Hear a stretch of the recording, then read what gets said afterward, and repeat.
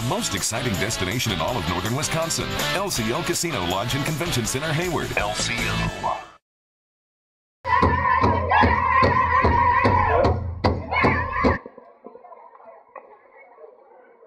Bonjour, good morning. On behalf of the Pow-wow Committee and the Lakota Tribe, I'd like to welcome everybody here today. And we're all here today to honor our 2012 Anishinabekwe. Her name is Delores Beaudin. As you can see, she's sitting out here outside with her family, a large family, and I wouldn't be able to even come close to telling you who they all are. But we're honored here to have her. What we're going to do today is we're going to have Michelle, her daughter, come up and talk on behalf of the family. We're gonna have an honor song for her after we talk about Grandma Dee for a little while. We're gonna ask her and the family to dance around the ring one time by themselves, and then after they've come around the ring one time, invite each and every one of you to come out and shake her hand and give her a hug and congratulate her on being 2012 Woman of the Year. So with that, I'd like to pass the microphone over to her daughter, Michelle, and I hope you guys enjoy this honoring. So, miigwech. Well, thank you very much, Willard, and thank everyone for coming here. We want to thank the person that nominated our mom. It's been a great honor, and I'm not a big speaker, so you'll have to forgive me. We want to thank the Pow-wow Committee for electing her as Anishinabekwe. We appreciate it as a family because we know what a special lady she is. And everyone here knows my mom as Grandma Dee. And we've known her all our lives as Ma, or as her brothers and sisters remember her as Granny or Grandma ever since she was probably 10 or 11 years old. So she's always been someone who's always taken care of everyone else. She comes from a family of 14 children. And she had 10 children of her own. So you can tell that she's always been a caretaker. She has 31 grandchildren and 47 great-grandchildren.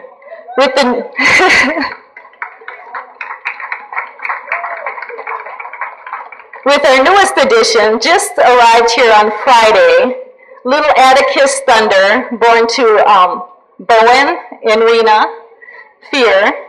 And so they are, he is the most welcome little man, a big, almost 9-pound baby.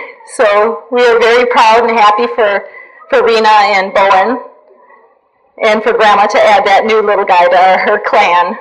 So you can tell we have our own little tribe, as you can see in the arbor. Our mom's been an educator for us all our lives. She's taught us everything from sewing and cooking and anything that we could probably need to be self-reliant. She's taught us respect and given us her values and taught us to be responsible adults and stewards of our land and our traditions, and keeping family first and thinking of others always. You know, helping where we needed to be, helping the community to grow and be a better place for everyone. So I just wanted to go through a little history of her. She started out here on the Board of Regents of the college, helped write the charter to start our college here at LCO. She also taught at the college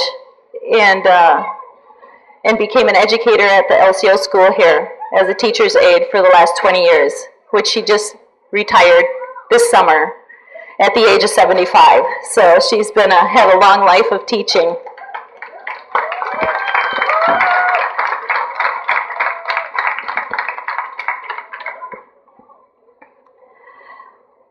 She was educated here also at LCO. She's got her associate's degree, and then she went on to Mount Scenario to further her education. Also, as her dedication to the college and to the school, she, as one of the founding members of the Board of Regents, had the Student Center dedicated to her. And if you go to the Student Center, you will see a portrait of her above the fireplace in the Student Center, which goes to show you how much the community means to her and education means to her in setting our future and looking at the kids and the grandkids and the great-grandkids and giving them a good start in life. And our mothers always told us, every day, learn something new.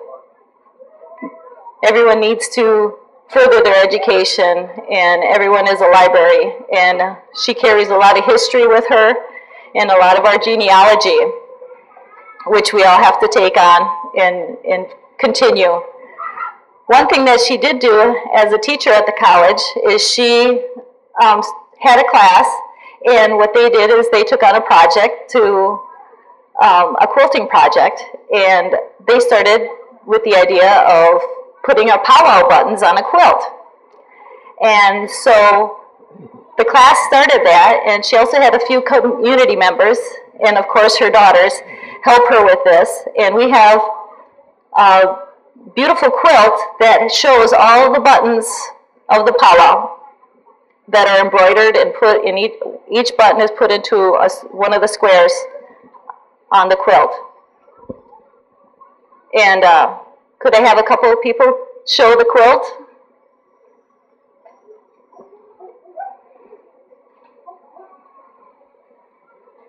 These are my two beautiful sisters that have put a lot of work into this quilt.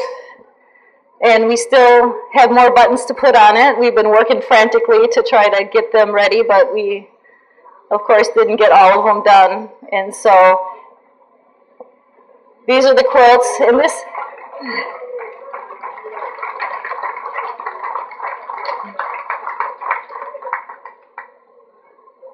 this quilt does not belong to our family. This quilt is for the community. Our family is stewards of this quilt, and our mother has brought us along in taking part in working on this quilt. So she wants that to be a legacy to be sent down through the generations, that this quilt be continued, and that this powwow is honored and kept alive and showed the history of the powwow buttons. And so it's always kept there for generations to come. So to us, our mother has represented a lot of values and traditions that should be kept alive. She's taught us to be good parents and responsible adults. She's the true matriarch of our family. She has taught us to be respectful of others and to help our community, whether it be help cook for a feast or go out hunting to provide something, to give gifts, to help a family at a funeral.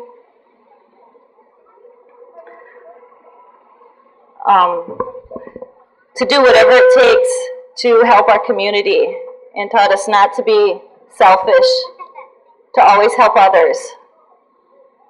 And they've taught us that from a very young age.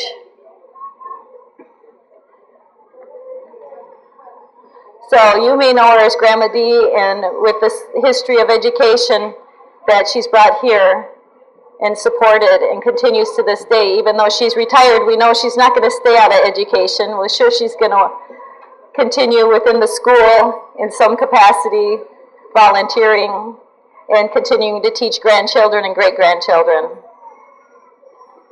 But we just love our mother so much, and we just thank everyone for coming out and honoring her. Thank you.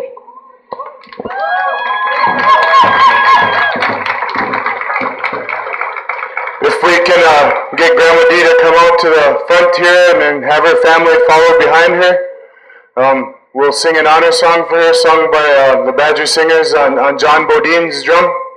And then so let Grandma Dee and the family go around once, and then the rest of us can all come and greet her as they get out in the front, and then we'll finish up the honor song then.